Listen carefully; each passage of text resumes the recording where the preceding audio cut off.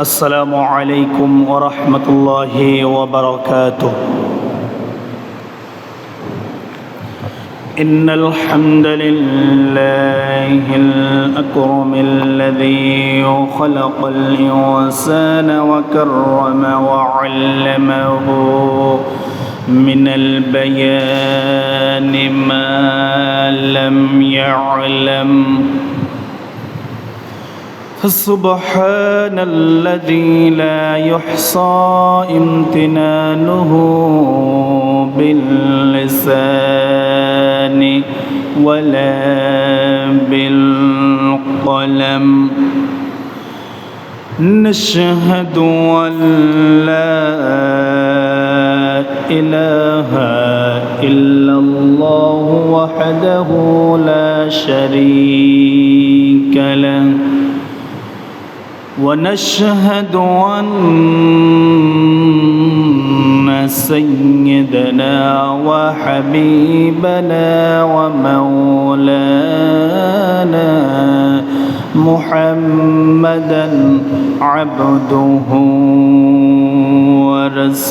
ورسوله الذي أرسله بالحق بشيرا ونذيرا وداعيا إلى الله بإذنه وسراجا وقمرا منيرا. فقد قال الله تعالى في كلامه المجيد والفرقانه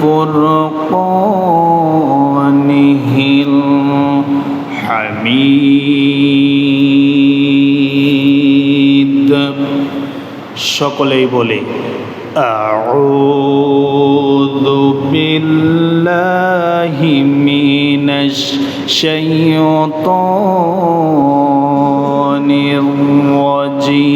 الرجيم. بسم الله الرحمن الرحيم. إن الله وملائكته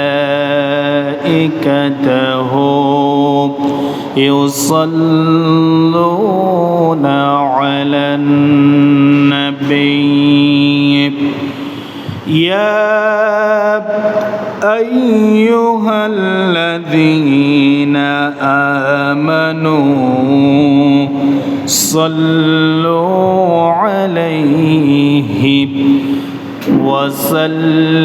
وسلموا تسليما. اللهم صل على محمد وعلى آل محمد كما صليت على إبراهيم وعلى آل إبراهيم إنك حميد مجيد. اللهم بارك على محمد وعلى آل محمد كما باركت على إبراهيم وعلى آل إبراهيم إنك حميد مجيد. সবাই বলি بلغ العلا بكماله كشاف الدجى بجماله حسنت جميع خصاله صلوا عليه وآله. এমন একজন নেতা প্রয়োজন খোদার রঙে যার জীবন রঙিন, এমন একজন নেতা প্রয়োজন। খোদার রঙে যার জীবন রঙিন, রসুলের আদর্শে গড়বে জীবন, রসুলের আদর্শে গড়বে জীবন।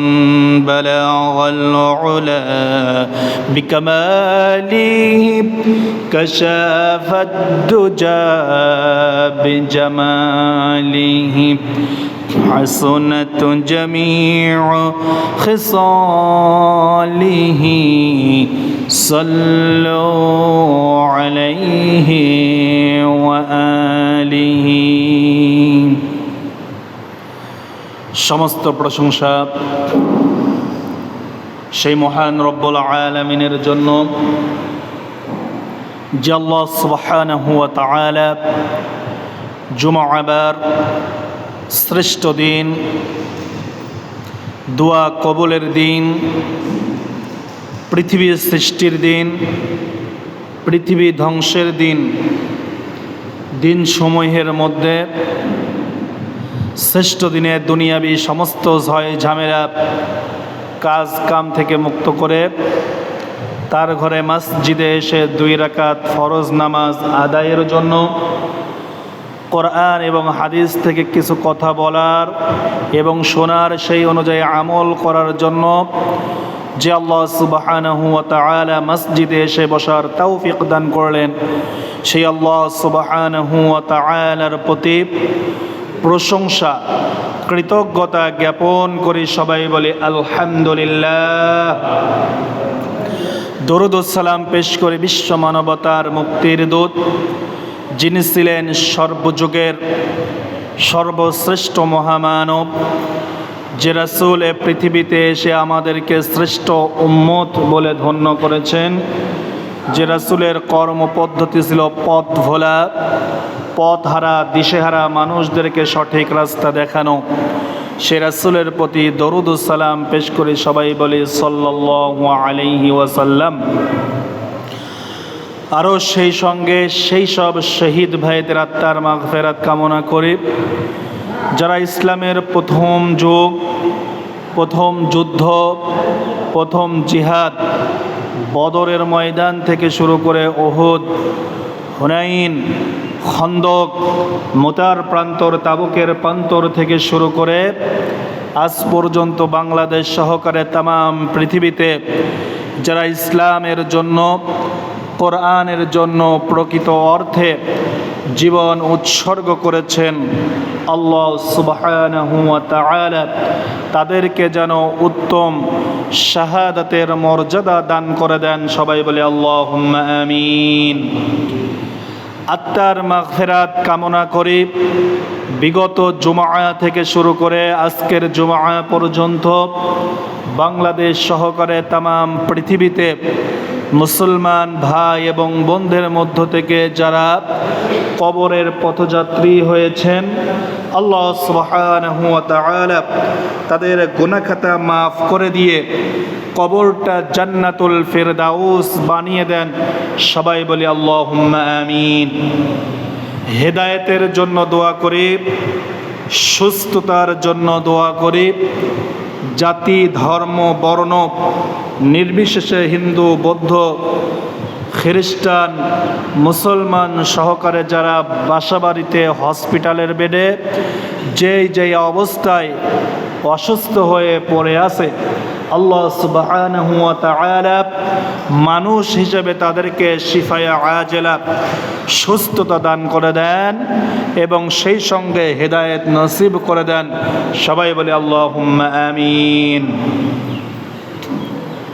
আজকে জিলকাদ মাসের তৃতীয় জুমআ, আর মাত্র জিলকাদ মাসের একটি জুমআ পাওয়া যাবে, এরপরেই জিলহজ মাস শুরু হবে, হজের মাস, হজের আনুষ্ঠানিকতা শুরু হবে। কোরবানির দিন আসবে, ঈদের দিন আসবে, কোরবানির সময় আসবে, এই প্রসঙ্গে আলোচনা করা হবে ইনশাআল্লাহ। কোরআনুল কারীম থেকে কাবা ঘরের ইতিহাস, হজের গুরুত্ব, হজের বিধান, এই প্রসঙ্গে ধারাবাহিকভাবে আলোচনা করতেছিলাম। গত জুমায় আলোচনা শেষ হয়েছিল সাইয়্যিদিনা মুসলিম মিল্লাতের জাতির পিতা হযরতে ইব্রাহিম আলাইহিস সালাম, তার পুত্র হযরতে ইসমাঈল আলাইহিস সালাম, এই দুইজন কাবা নির্মাণের পুনর্নির্মাণ করতেছিলেন। এই পর্যন্ত কয়টি পাহাড়ের কি দিয়ে আল্লাহ রাব্বুল আলামিন পবিত্র কাবা ঘর তৈরি করেছেন, এই প্রসঙ্গে আলোচনা করেছিলাম। এরপরে ইব্রাহিম আলাইহিস সালামকে আল্লাহ রাব্বুল আলামিন কি নির্দেশ দিয়েছিলেন, কি আহ্বান করেছিলেন, এই প্রসঙ্গে আলোচনা করব। আল্লাহ সুবহানাহু ওয়া তাআলা কোরআন এবং হাদিস থেকে মূল্যবান হেদায়েতপূর্ণ সুন্দর কথা, মানুষের যেন কল্যাণ হয়, ইহকালীন এবং পরকালীন মুক্তি যেন লাভ করে, আল্লাহ সুবহানাহু ওয়া তাআলা এই পরিমাণ কথা বলার এবং শোনার তৌফিক দান করে দেন। সবাই বলে আল্লাহুম্মা আমিন। হযরত ইব্রাহিম আলাইহিস সালাম কাবা ঘর পুনর্নির্মাণ করার পরে আল্লাহ সুবহানাহু ওয়া তাআলা তার বন্ধু হযরত ইব্রাহিম আলাইহিস সালামকে আল্লাহ রাব্বুল আলামিন নির্দেশ দিলেন, ও ইব্রাহিম, তুমি কাবা ঘর পুনর্নির্মাণ করলে, এই ঘর তাওয়াফ করার জন্য, এই ঘরে হজ করার জন্য, এই ঘরে আসার জন্য যারা আসবে তাদের জন্য তুমি আহ্বান করে দাও। বলেন সুবহানাল্লাহ। কোরআনুল কারীমে 22 নম্বর সূরা, সূরা হজের 27 নম্বর আয়াতে আল্লাহ রাব্বুল আলামিন সেই কথাই বিশ্ব নবীর উপরে কোরআনের আয়াত নাজিল করে দিয়ে আমার আল্লাহ রাব্বুল আলামিন বললেন, ওয়া আযযিন ফিন-নাসি বিল হজ্জি ইয়াতুকা রিজালান ওয়া আলা কুল্লি যামিরি ইয়াতিনা মিন কুল্লি ফাজ্জিন আমিক। বলেন আল্লাহু আকবার। আল্লাহ রাব্বুল আলামিন সাইয়্যিদনা ইব্রাহিম আলাইহিস সালামকে বললেন, ওয়াআযিন ফিন-নাস, হে ইব্রাহিম, তুমি মানুষের মাঝে আযান দিয়ে দাও। আযান শব্দের বাংলার প্রতিশব্দ হচ্ছে, অর্থ হচ্ছে আহ্বান করো, মানুষদেরকে ডেকে দাও। ফিন্নাসি বিল হজ্জি, মানুষের জন্য তুমি হজ করার জন্য, এই ঘরে হজ পালন করার জন্য মানুষের মাঝে আহ্বান করে দাও। বলেন সুবহানাল্লাহ। তাহলে ইব্রাহিম আলাইহিস সালামকে আমার আল্লাহ রাব্বুল আলামিন বললেন যে তুমি মানুষের মাঝে আযান দাও। আল্লাহ কি এখানে বলেছেন যে মুসলমানদের মাঝে আযান দাও? তখনও তো কাবা ঘর কেবল পুনর্নির্মাণ হয়েছে। আল্লাহ রাব্বুল আলামিন এখানে বুঝাতে চাইলেন, তুমি যদি মানুষের মধ্যে আযান দিয়ে দাও, আর এই আযানের যারা, এই আহ্বান যারা গ্রহণ করে নেবে তারাই হচ্ছে মানুষের মধ্যে মুসলমান। বলেন সুবহানাল্লাহ। তাহলে আল্লাহর ভাষাটা কত সুন্দর। তিনি বললেন মানুষের মাঝে আযান দাও। আলেমে আরওয়াহ মায়ের পেটে তখনও তো কেউ মুসলমান হয়ে পৃথিবীতে আসে নাই।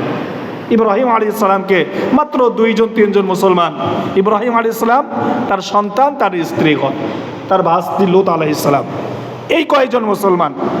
আল্লাহ রাব্বুল আলামিন তাকে আযান দিতে বললেন মানুষের মাঝে। ইব্রাহিম আলাইহিস সালাম আল্লাহকে প্রশ্ন করলেন, আমার রব, আমার প্রতিপালক, আমার আল্লাহ, এই মরুভূমির ভিতরে কোনো মানুষ নাই, কোনো বাড়িঘর নাই, জনসমুদ্র, জনহীন মানব। আয় আল্লাহ রাব্বুল আলামিন, আমার এই কণ্ঠ বেশি দূর তো 2-4 জন মানুষ ছাড়া আর কেউ শুনবে না। আর এখানে তো কোনো মানুষ নেই, তামাম পৃথিবীর মানুষ কেমন করে আমার এই হজের আহ্বান শুনবে? তাফসিরের ভিতরে 2টা জিনিস পাওয়া যায়। হযরত ইব্রাহিম আলাইহিস সালামকে 2টা জিনিসের উপরে এই হজের আহ্বান জানিয়েছিলেন। একটি হচ্ছে আবু কুবাইস নামক পাহাড়ের উপরে, যেই পাহাড়ের পাথর এনে মাকাম ইব্রাহিম, যেই পাথরের উপরে উঠে দাঁড়িয়ে হযরত ইব্রাহিম আলাইহিস সালাম কাবা ঘর পুনর্নির্মাণ করতেছিলেন, ওই পাহাড়ের উপরে তিনি আহ্বান করেছিলেন।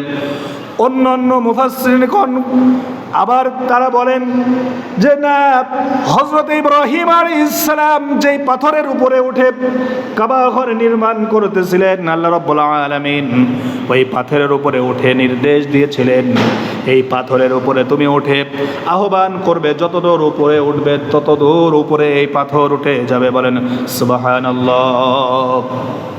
ইব্রাহিম আলাইহিস সালাম তার রবকে, আল্লাহ সুবহানাহু ওয়া তাআলাকে বললেন, আমার এই আযান তো কেউ শুনতে পারবে না।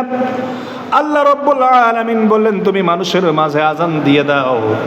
মানুষের কর্ণকুহরে, মানুষের মায়ের পেটের ভিতরে যেই সন্তানটা আজকে মায়ের পেটে ধারণ করতেছে, ওর কানে, আর যেই রূহগুলো আলমে আরওয়ার ভিতরে অবস্থান করতেছে, ওর ভিতরে আমি এই আযান পৌঁছে দেওয়ার দায়িত্ব আমি আল্লাহ রাব্বুল আলামিনের। বলেন সুবহানাল্লাহ।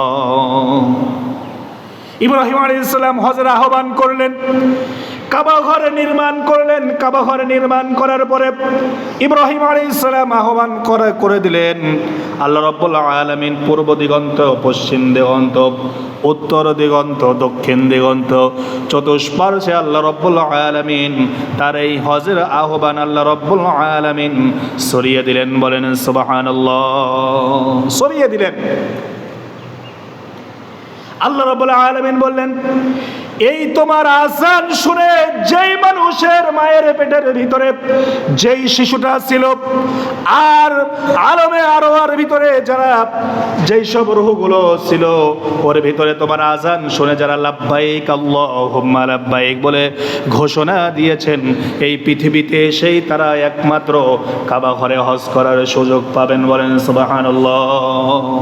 কত বড় কথা যে তুমি আযান দাও, হজের জন্য আহ্বান করো। এই আযান শুনে যারা আলমে আরওয়াহ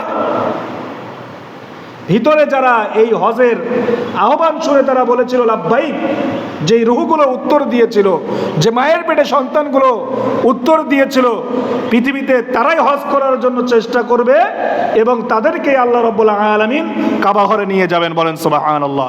সেটা বড় লোক হোক আর গরিব লোক হোক। অনেক গরিব মানুষ আছে না, যে তারা হজ করে আসে। আল্লাহ রাব্বুল আলামিন বলেন, তাদের জন্য আমি এই ব্যবস্থা করে দিয়েছি, কাবা ঘরে তারা যাবে। এরপরে আল্লাহ রাব্বুল আলামিন কি বললেন? ইয়াতুকা রিজালান ওয়া আলা কুল্লি দামিরিন ইয়াতিনা মিন কুল্লি ফাজ্জিন আমিক। আমি আল্লাহ রাব্বুল আলামিন এই কাবা ঘরে তাদের জন্য আহ্বান করে দিলাম, তারা তোমার কাছে এই কাবা ঘরে, এই মরুভূমিহীন এই ঘরে, আমার এই কাবা ঘরকে আমি এতটা আকর্ষণ বানিয়ে দিলাম। আমি আল্লাহ রাব্বুল আলামিন তোমার এই আহ্বানের কারণে তারা পায়ে হেঁটে, কৃষকের উটের পিছনে উঠে, গাধার পিছনে উঠে, বিভিন্ন যানবাহনে উঠে তোমার এই আমার কাবা ঘরে তারা হজ করতে আসবেন। বলেন সুবহানাল্লাহ।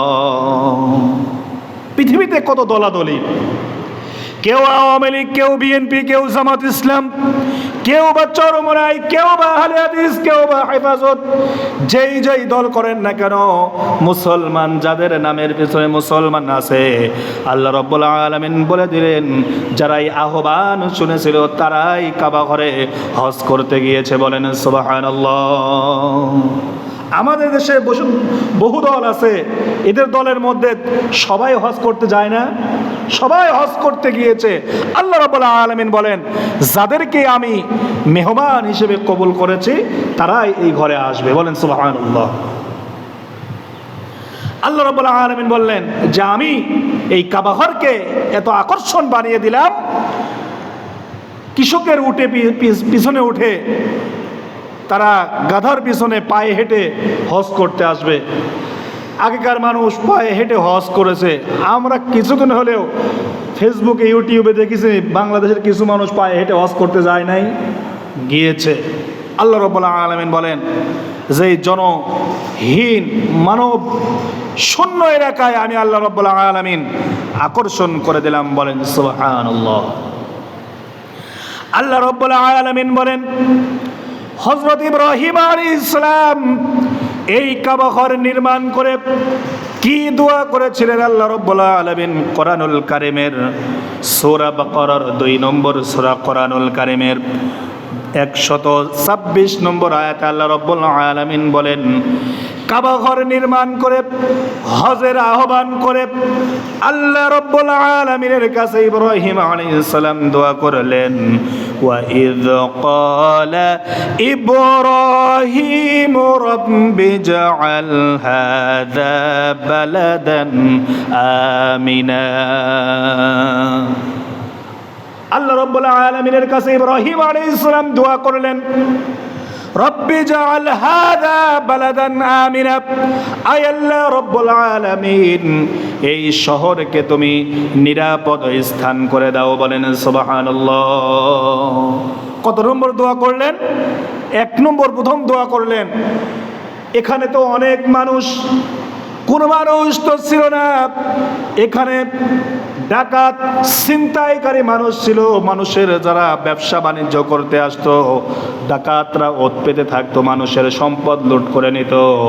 এই নগরীকে আল্লাহ রাব্বুল আলামিন তুমি তোমার ঘরকে স্থাপন করেছো, এই স্থানকে তুমি নিরাপত্তা দিয়ে তুমি ঢেকে দাও। আল্লাহ রাব্বুল আলামিন কোরআনুল কারীমের সূরা আলে ইমরানের 97 নম্বর আয়াতে আল্লাহ রাব্বুল আলামিন কাবা ঘরকে নিরাপদ স্থান বলে ঘোষণা দিলেন, ওয়ামান দাখালাহু কানা আমিনা। যে এই নগরীতে প্রবেশ করবে, এই মসজিদে হারামের নিকটে প্রবেশ করবে, আমি আল্লাহ রাব্বুল আলামিন এই ঘরকে তার জন্য তাকে আমি নিরাপত্তা দান করে দিলাম। বলেন সুবহানাল্লাহ। হারামের যে স্থান আছে আল্লাহ রাব্বুল আলামিন বলেন একটা মশা মাছি হিংস্র প্রাণী যারা এই স্থানে ঢুকবে আমি আল্লাহ রাব্বুল আলামিন আমার রহমতের চাদর দ্বারা তাকে নিরাপত্তা দিয়ে দিলাম। বলেন সুবহানাল্লাহ। কোন মানুষ যদি কাবা ঘরকে হামলা করতে যায় ওই নিঃশেষ হয়ে যাবে, নিশ্চিহ্ন করতে পারবে না। আল্লাহ রাব্বুল আলামিন বলেন যেই যাক কাবা ঘরের ভিতরে যে ঢুকে পড়বে, অপরাধীও যদি ঢুকে পড়ে, আল্লাহ রাব্বুল আলামিন বলেন এই ব্যক্তিটাও নিরাপত্তা লাভ করবে। বলেন সুবহানাল্লাহ। এরপরে আল্লাহ রাব্বুল আলামিন বলেন ওয়ারযুক আহলাহু মিনাস সামারাত। আর আল্লাহ রাব্বুল আলামিন আমার এই পরিবারের ভিতরে যারা আছে, তার মানে ইব্রাহিম আলাইহিস সালাম পরিবার, তাদেরকে বোঝালেন যারা আমাকে মেনে নেবে, আল্লাহকে মেনে নেবে, ইসলামকে যারা মেনে নেবে, মান আমানা বিল্লাহি মান আমানা মিনহুম বিল্লাহি ওয়াল ইয়াউমিল আখির। যারা আখিরাতের দিবসে আল্লাহর উপরে যারা ঈমান আনবে তাদেরকে তুমি ফলমূল রিজিক দ্বারা তাদেরকে তুমি রিজিক দান করে দাও। বলেন সুবহানাল্লাহ। কয় নম্বর দোয়া করলেন? 2 নম্বর দোয়া করলেন। আল্লাহ রাব্বুল আলামিন এর কাছে ইব্রাহিম আলাইহিস সালাম বললেন যে যারা ঈমান আনবে, যারা আমাকে মেনে নিবে, এই ঘরে যারা আসবে তাদের জন্য আয় আল্লাহ রাব্বুল আলামিন তুমি রিজিক দ্বারা, ফলমূল দ্বারা তাদেরকে রিজিক দিয়ে দাও। বলেন সুবহানাল্লাহ। ইব্রাহিম আলাইহিস সালামের এই দোয়া কবুল না বিফল? কবুল হয়েছে। যে মৌসুমে ফল পাওয়া যায়, কাঁঠালের সিজনে কাঁঠাল পাওয়া যায়, আমের সিজনে আম পাওয়া যায়, জামের সিজনে জাম পাওয়া যায়। আল্লাহ রাব্বুল আলামিন বলেন সিজন চলে যায়, তবু আমি আল্লাহ রাব্বুল আলামিন যেখানে মরুভূমি, কোনো বাগান নাই, কোনো গাছের সামান্যতম খেজুর গাছ আর কয়েকটা ফলের গাছ ছাড়া কোনো গাছ খুঁজে পাওয়া যায় না, পৃথিবীর সব জায়গা থেকে আমি আল্লাহ রাব্বুল আলামিন আমার বান্দাদেরকে এই ফল ভক্ষণ করার জন্য আমি আমদানি করে দেই। বলেন সুবহানাল্লাহ। আল্লাহ রাব্বুল আলামিন ফলমূল দিয়ে দেন। বলেন সুবহানাল্লাহ। আমার আব্বা হজে গিয়েছিল, আমার আব্বা একটা আপেল আনলো, কলে কি যে এই আপেল আমাকে হাতে দিয়ে বলতেছে যে তুই এই আপেলটা খা, যে বাংলাদেশের আপেল আর এই কাবা ঘরের আপেল দেখ মিষ্টি হতো। আসলে আশ্চর্য যে কতদিনের কার আপেল, কিচ্ছুই হয় নাই। আল্লাহ রাব্বুল আলামিন বলেন এখানে টোনকে টোন আমি খেজুর গাছ আমি জন্মিয়ে দিয়েছি, এবং এখান থেকে যে খেজুর দিয়েছি, আর এই খেজুরের মধ্যে এত বড় প্রোটিন, এত বড় মানুষের জন্য উপকার জিনিস রেখেছি, পৃথিবীর প্রত্যেকটা দেশের মানুষ এটাকে নিজেরা কিনে কিনে খায়। এই ফল আল্লাহ রাব্বুল আলামিন দেন নাই? আল্লাহ রাব্বুল আলামিন খেজুর দান করে দিলেন। রমজান মাস তো আছেই, এরপরে খেজুর আমরা খাচ্ছি, এরপরেও আল্লাহ রাব্বুল আলামিন ওখানে একটা ফল ফেলে দিলে পরেও গাছ হয়ে যাচ্ছে। মরুভূমির ভিতরে আল্লাহ রাব্বুল আলামিন বলেন এখানে ইব্রাহিম আলাইহিস সালামের দোয়া আমি কবুল করে নিলাম। বলেন সুবহানাল্লাহ। ইব্রাহিম আলাইহিস সালাম যখন দোয়া কবুল করলেন, আল্লাহ রাব্বুল আলামিন কবুল করে নিলেন। আল্লাহ রাব্বুল আলামিন ঘোষণা দিয়ে দিলেন ক্বালা ওয়া মান কাফারা ফাউমাত্তিউহু ক্বালিলান সুম্মা আদতারহু ইলা আযাবিন নার ওয়া বিইসাল মাসীর। আল্লাহ রাব্বুল আলামিন বলেন, হে ইব্রাহিম, তুমি যে দোয়া করলে, এই প্রথম দোয়া করলে, এই দোয়াটা আমি কবুল করে নিলাম। কিন্তু যারা তোমার এই আহ্বান আমার পক্ষ থেকে যা গেল তো যারা তা মেনে নেবে না, ওমান কাফারা, যারা অস্বীকার করে বসবে, হজ ফরজ হওয়ার পরে হজ করবে না, যাকাত ফরজ হওয়ার পরে যাকাত দিবে না, নামাজ ফরজ হওয়ার পরে নামাজ পড়বে না, এরপরে আল্লাহ যা হুকুম দিয়েছে কোরআন আসার পরে কোরআন পড়বে না, ইসলামী আইন মানবে না, আল্লাহ রাব্বুল আলামিন বলেন যারা কুফরি করে বসবে, অস্বীকার করে বসবে, ফাউমাত্তিউ কলিলা, তুমি যে দোয়া করলে এই ফলমূল রিজিক দ্বারা, এই রিজিক আমি তাদেরকেও দেব যারা অস্বীকার করবে, কিন্তু তাদেরকে দেব খুবই সামান্য পরিমাণ। বলেন নাউজুবিল্লাহ। তাদেরকে দেব খুবই কম পরিমাণ। ফাউমাত্তিউহু কলিলা, তাদেরকে আমি দেব খুবই কম। তারা পৃথিবীতেই পাবে, কিন্তু আর পরকালে আর কিছুই তারা পাবে না। আর তাদেরকে আমি ঠেলে দেব জাহান্নামের দিকে, যারা অস্বীকার করে বসবে।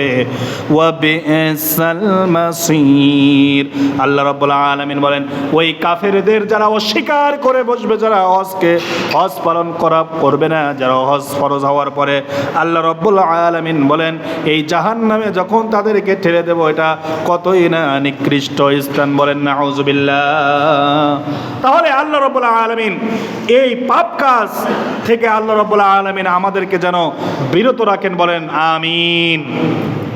কারণ আমাদের উপরে যাদেরকে আল্লাহ রাব্বুল আলামিন হজ ফরজ করেছেন, অন্তত অবশ্যই আমি আপনি অবশ্যই জানি যে আমার টাকার পরিমাণ, আমার অর্থের পরিমাণ কতটুকু আছে।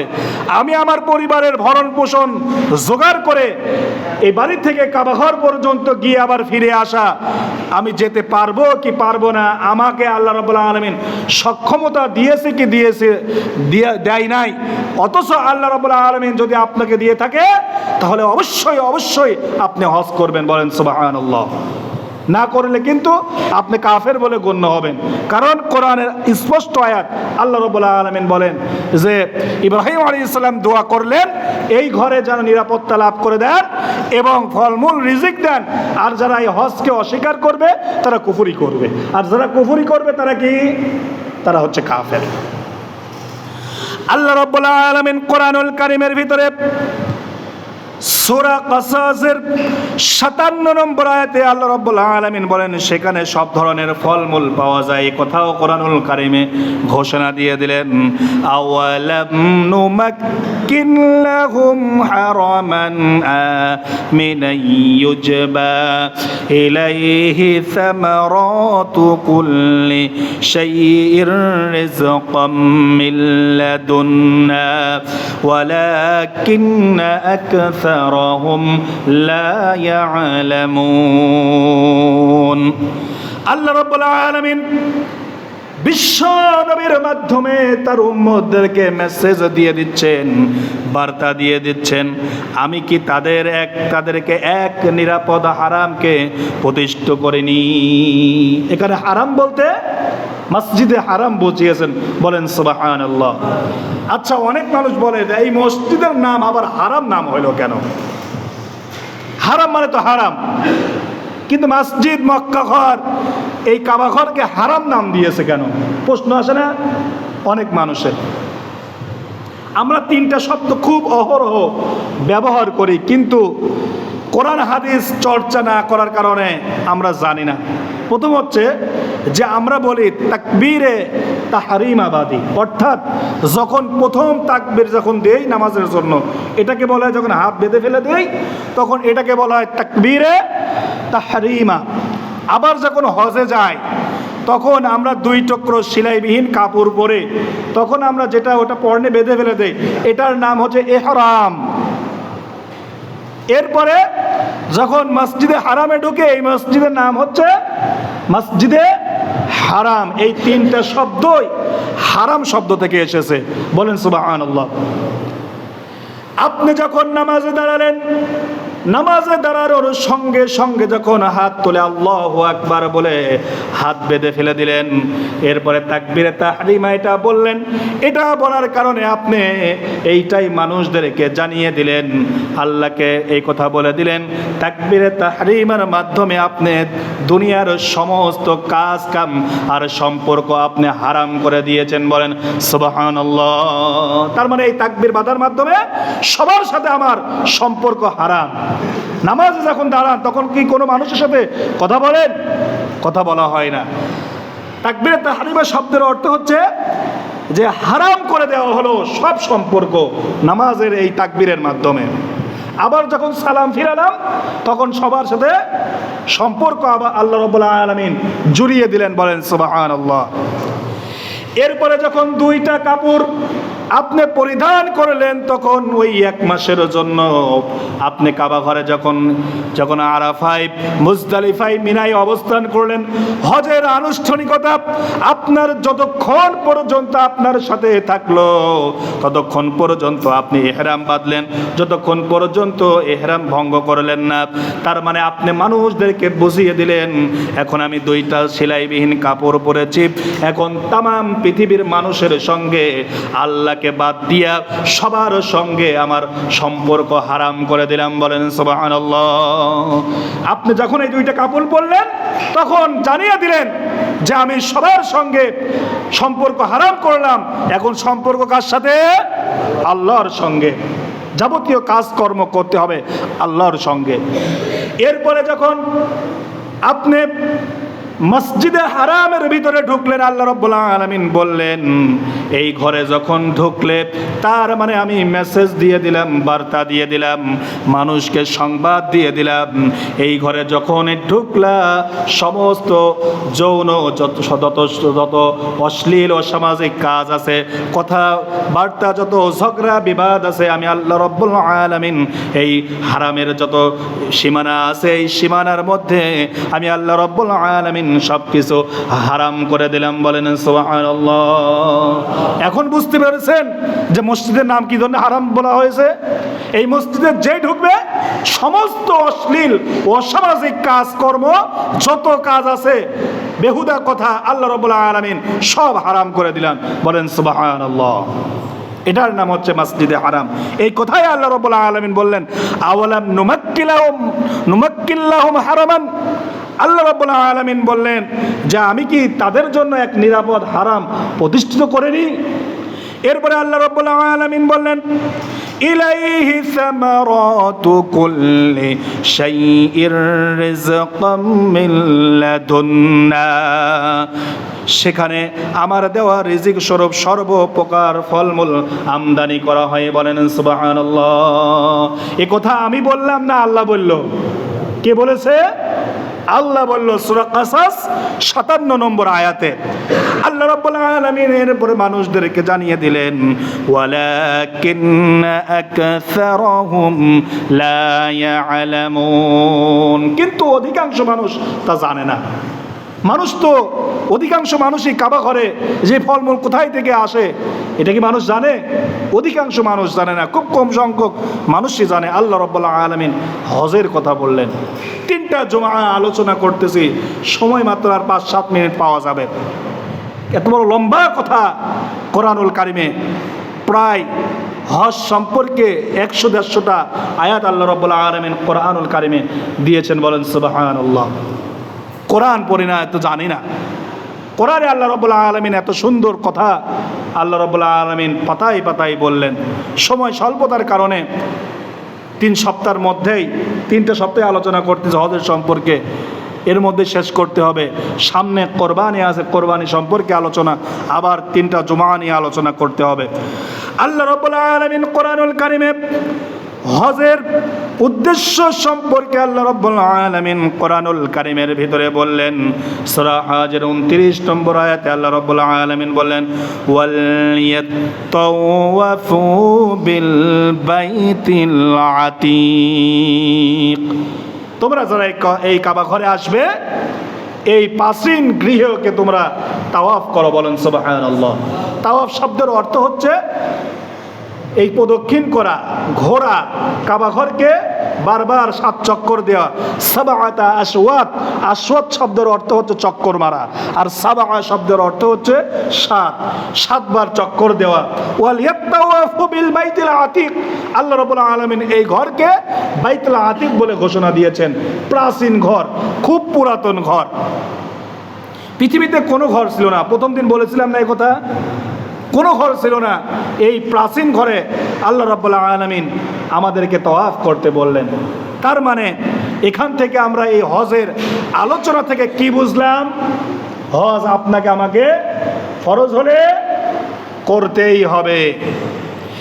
বিশ্ব নবী জনাবে মুহাম্মদুর রাসূলুল্লাহ সাল্লাল্লাহু আলাইহি ওয়াসাল্লাম বলেছেন আল হাজ্জু ফালাম ইয়ারফুস ওয়া লাম ইয়াফসুক রাজআ কায়াউমিন উলিদাত উম্মুহু, যে ব্যক্তি হালাল টাকা দিয়ে, সুন্দর অর্থ দিয়ে, টাকা পয়সা দিয়ে হজ করতে গেল, হজ করার পরে তার আনুষ্ঠানিকতা হজের কার্যক্রম সম্পন্ন করার পরে এরপরে এই শিক্ষা নিয়ে দেশে ফিরে আসলো। আল্লাহ রাব্বুল আলামিন বললেন, তার রাসূল বলেন ফালাম ইয়ারফুস ওয়া লাম ইয়াফসুক, কোনো ফুসুর ফুজ্জারি, কোনো পাপাচার কাজ সে করে নাই, কোনো অপরাধ সে করে নাই। রাজআ কায়াউমিন উলিদাত উম্মুহু, বিশ্ব নবী বলেন সে ব্যক্তি মায়ের পেটের মধ্যে যেমন একটা শিশু প্রথম যেই দিন ভূমিষ্ঠ হয় পৃথিবীর মুখ দেখে এমন পাপহীন ভাবে চলে আসে, আমি আল্লাহ রাব্বুল আলামিন ওই ব্যক্তি হজ করে আসলো, এই শিক্ষা নিয়ে যারা ফিরে আসলো, আমি তাকে বেগুনা মাসুম শিশুর মতো তৈরি করে দেই। বলেন সুবহানাল্লাহ। আল্লাহ রাব্বুল আলামিন বিশ্ব নবীর মাধ্যমে বললেন হজ তোমাকে করতেই হবে। বিশ্বনবী আবারও বলেন, যে ব্যক্তির উপরে হজ ফরজ হওয়ার পরে হজ করলো না, বিশ্বনবী বলেন সে কাফের হয়ে, ইহুদি হয়ে, নাসারা হয়ে মারা গেল, তাতে আমার কোনো আসে যায় নয়। তার মানে আপনার উপরে হজ ফরজ হওয়ার পরে যদি হজ না করেন তাহলে হয় কাফের হয়ে মরবেন, না ফাসিক হয়ে মরবেন, না ইহুদি হয়ে মরবেন, না হয়ে খ্রিস্টান হয়ে মরবেন। আল্লাহ রাব্বুল আলামিন আমাদের সবাইকে যেন হজ্জে মাবরুর কাবাঘর জীবনে একবার যেন দেখার তৌফিক দান করেন। সবাই বলে আল্লাহুম্মা আমিন। এই দোয়া যেন আল্লাহ রাব্বুল আলামিন কবুল করে। আয় আল্লাহ রাব্বুল আলামিন মরে যাওয়ার সময় আমার পরনে যেমন 3টা কাফনে কাপড়, সাদা কাপড় পরা লাগবে, ঠিক মরে যাওয়ার আগে আল্লাহ রাব্বুল আলামিন এই আশাটা পূরণ করো দুইটা সেলাইবিহীন কাপড়, সাদা কাপড় যেন ইহরামের পোশাক মরে যাওয়ার আগে পরনে জড়িয়ে দিয়েও বলেন আল্লাহুম্মা আমিন। কারণ আপনাকে পড়তেই হবে। কাবা ঘরে যখন আপনি ঢুকবেন, আপনি যখন আরাফে ঢুকবেন, যখন মুজদালিফায় আপনি অবস্থান করবেন, আল্লাহ রাব্বুল আলামিন আপনাকে বারবার এ কথা আপনাকে প্রশ্ন করবে। আপনার মনের মধ্যে আসবে যে এটা আমি আমার বান্দাকে আমি প্রেরণ করেছিলাম, তারা এই স্মৃতি বিজড়িত স্থানে তারা অবস্থান করেছিল, আমি তোমাদের মাধ্যমে বুঝিয়ে দিলাম। দল মত নির্বিশেষে যারা ইসলামকে যারা মেনে নিয়েছ, এই জায়গায় যারা আসো, ধনী গরিবের মধ্যে কোনো পার্থক্য নয়, কোনো হিংসা বিদ্বেষ এখানে নেই। এটাই তোমার শিক্ষা। বলেন সুবহানাল্লাহ। আল্লাহ রাব্বুল আলামিন বলেন কোরআনুল কারীম হজ সম্পর্কে বলেন, আল হাজ্জু আশহুরুম মা'লুমাত। সূরা বাকারার 197 নম্বর আয়াতে আল্লাহ রাব্বুল আলামিন বলেন, হজের মাস আমি আল্লাহ রাব্বুল আলামিন নির্ধারণ করে দিয়েছি। বলেন সুবহানাল্লাহ। রমজান মাস শেষ হয়, শাওয়ালের চাঁদ, ঈদের চাঁদ যেই দিন থেকে ওঠে, শাওয়াল, জিলকদ, জিলহজ মাসের 12 তারিখ পর্যন্ত আল্লাহ রাব্বুল আলামিন বলেন এই কয়দিন পর্যন্ত হজকে আমি এই মাস পর্যন্ত নির্ধারণ করে দিয়েছি। বলেন সুবহানাল্লাহ। আল্লাহ রাব্বুল আলামিন কোরআনুল কারীমের ভিতরে বলেন, আমরা হজে গিয়ে আরাফায় অবস্থান করি না? যারা হজ করে এসেছেন, কোনো ব্যক্তি হজে গেল কিন্তু আরাফার এক টুকরো মাটির স্থানে দাঁড়ালো না, তার হজ হলো না। যে আরাফা মিস করবে, যে আরাফা বাদ দিবে, আরাফার মাঠকে বাদ দিয়ে দিবে, আল্লাহ রাব্বুল আলামিন বলেন তার হজ হবে না। মূলত হজ হচ্ছে আরাফায় অবস্থান করা। বলেন সুবহানাল্লাহ। 9 তারিখে সূর্য উদিত হওয়ার আগ পর্যন্ত থেকে শুরু করে সূর্য অস্ত যাওয়ার আগ পর্যন্ত আপনার আরাফায় অবস্থান করতে হবে। সূর্য যেই ঢলে পড়বে, সূর্য অস্ত যাওয়ার আগেই আপনার আরাফার স্থান ত্যাগ করে দিতে হবে। বলেন সুবহানাল্লাহ। আল্লাহ রাব্বুল আলামিন বলেন এই আরাফার মাঠ কিসের জন্য? আরাফা শব্দের অর্থ হচ্ছে পরিচিত। আরাফা শব্দের অর্থ কি? পরিচিত হওয়া, আরবি শব্দ। এখানে হযরত আদম আলাইহিস সালাম আর হাওয়া আলাইহিস সালামকে যখন বেহেশত থেকে নেমে ফেলে দিয়েছিলেন আল্লাহ রাব্বুল আলামিন, এখানেই তারা এসে মিলিত হয়েছিলেন, পরিচিত লাভ করেছিলেন। এই জন্য আল্লাহ রাব্বুল আলামিন এই স্থানের নাম দিয়েছেন হচ্ছে আরাফাত। বলেন সুবহানাল্লাহ। এরপরে দ্বিতীয় কারণ হচ্ছে বিশ্বনবী জনাবে মুহাম্মদুর রাসূলুল্লাহ সাল্লাল্লাহু আলাইহি ওয়াসাল্লাম বিদায় হজের বাসরে 9 তারিখে আল্লাহর রাসূল সাল্লাল্লাহু আলাইহি ওয়াসাল্লাম জাবালে রহমতে উঠে বিদায় হজের ভাষণ দিয়েছিলেন। এই জন্য আজও পর্যন্ত 9 জিলহজে আরাফাতের ময়দানে খুতবা দেওয়া হাজীদের জন্য আল্লাহ রাব্বুল আলামিন ফরজ করে দিয়েছেন। বলেন সুবহানাল্লাহ। এটা হচ্ছে 1 নম্বর স্মৃতি বিজড়িত স্থান। এরপরে কোরআনের আয়াত বলতে গিয়ে বড় অনেক সময় লাগবে, এজন্য সংক্ষেপে বলে দিচ্ছি। মুজদালিফায় অবস্থান করা রাত্রিতে। অনেক মানুষের বলেছে, হুজুর আমি তো মুজদালিফায় গেছিলাম কিন্তু আমার তো ঘুম হয় নাই, তাতে কি আমার সমস্যা হয়েছে?